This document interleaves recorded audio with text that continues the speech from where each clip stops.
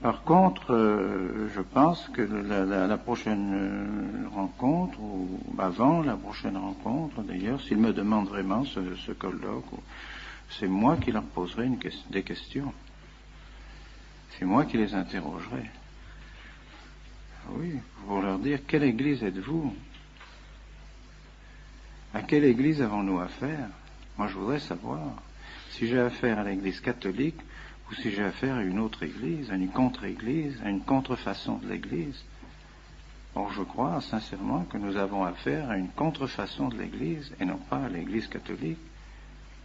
Pourquoi? Parce qu'ils n'enseignent plus la foi catholique, ils ne défendent plus la foi catholique. Non seulement ils n'enseignent plus la foi catholique, ils ne défendent plus la foi catholique, mais ils enseignent autre chose. Ils entraînent l'Église dans autre chose que l'Église catholique. Ce n'est plus l'Église catholique. Ils sont assis sur le siège de leurs prédécesseurs, tous ces cardinaux qui sont dans les congrégations et tous ces secrétaires qui sont dans les congrégations, ils sont là où à la secrétaire d'État, ils sont bien assis là où étaient leurs prédécesseurs, mais ils ne continuent pas leurs prédécesseurs. Ils n'ont plus la même foi, ni la même doctrine, ni la même, ni la même morale même que leurs prédécesseurs.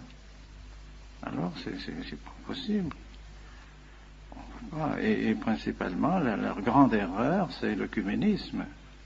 Et l'œcuménisme, ils enseignent un œcuménisme qui est contraire à la foi catholique.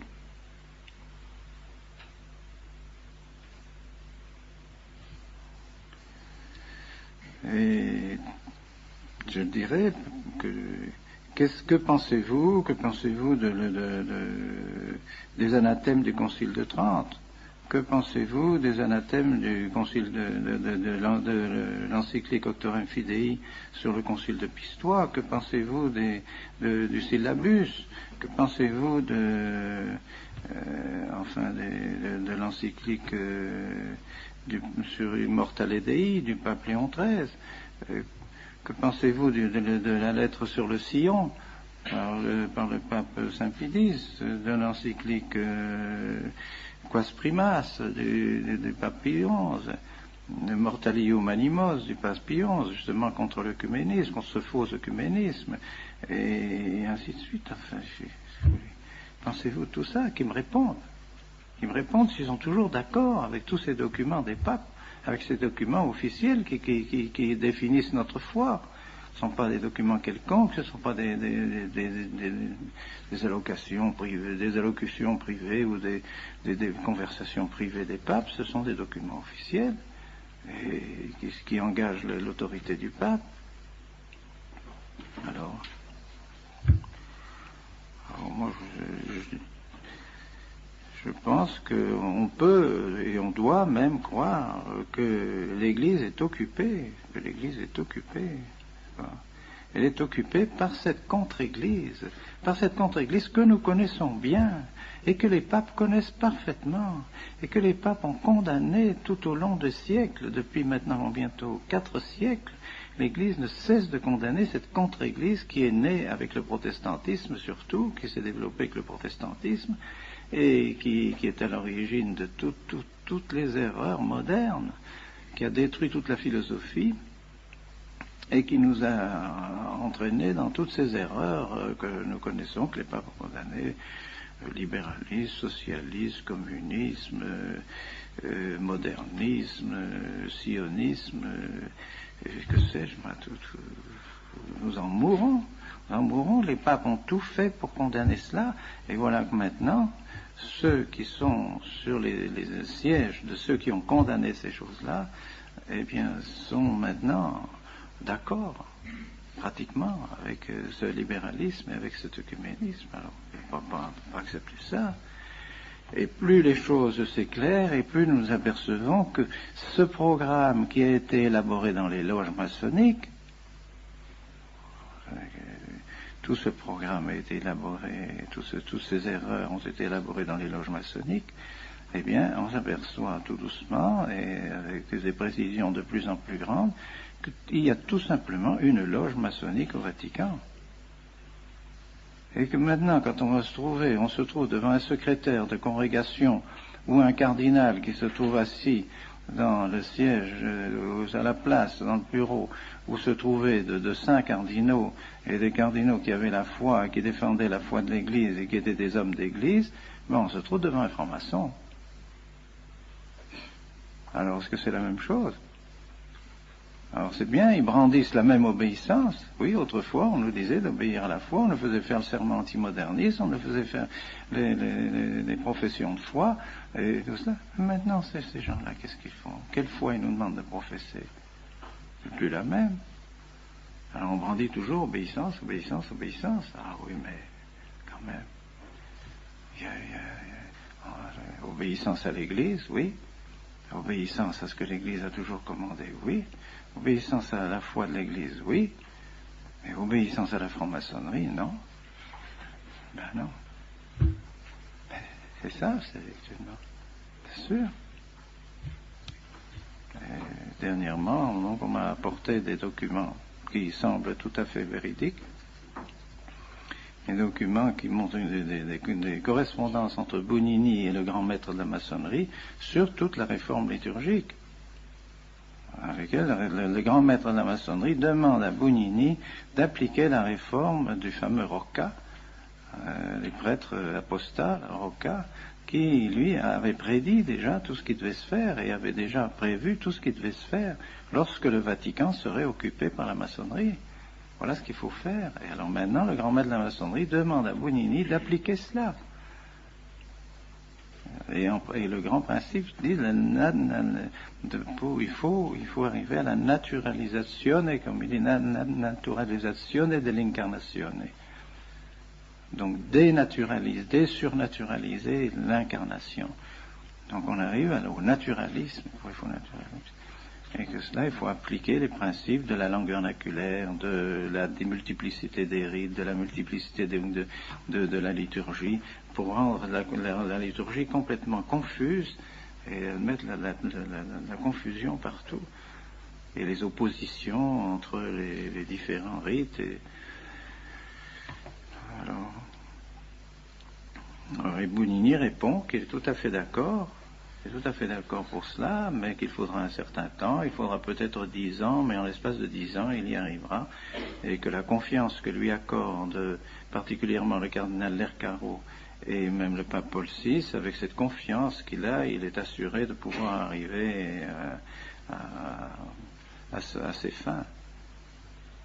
Et il nomme tous ceux avec lesquels il travaillera dans la curie romaine, tous ceux qui, eux aussi, ont des attaches à la maçonnerie, alors qu'il pourra travailler avec eux, mais il faudra en placer certains, il faudra les mettre dans certaines congrégations, afin de pouvoir mener le travail à bien. Il faut que toutes les congrégations soient plus ou moins infiltrées, noyautées par des membres de la maçonnerie, qu'il nomme un tel, un tel, un tel. Il faudra chasser celui-ci, parce que celui-là nous gêne, il est contre nous, alors il faudra le faire mettre dehors. Il faudra supprimer la congrégation des rites, mais c'est pas la congrégation des rites, c'est la congrégation des sacrements, et il a réussi à supprimer la congrégation des sacrements pour tout mettre sous la congrégation des rites, par conséquent tout mettre sous son autorité. Tout ça, il le dit dans les lettres au grand maître de la maçonnerie. Alors, qu'est-ce que vous voulez? Ah non, qu'on ne nous parle pas d'obéissance. On va bien obéir, bien sûr, nous sommes les plus obéissants à l'Église et à tout ce que l'Église a toujours enseigné, toujours voulu, mais pas à des hommes qui travaillent à la destruction de l'Église, à l'intérieur de l'Église. L'ennemi est à l'intérieur de l'Église, le Papidis l'avait annoncé, la Salette l'avait annoncé, le Fatima l'a annoncé, tout a été annoncé de manière publique. On sait que l'ennemi va s'introduire à l'intérieur de l'Église. Eh bien, il y est. Alors qu'ils ne viennent pas demander, il faut arrêter les ordinations. Qui demande d'arrêter les ordinations? Qui demande de ne plus faire de bons prêtres? Qui? C'est le Saint-Esprit ou c'est le diable? C'est clair, quoi. C'est clair. Est-ce que un pouvoir normal dans l'Église peut demander à un évêque de ne plus faire de bons prêtres? Est-ce qu'un pouvoir normal dans l'Église peut demander une chose pareille?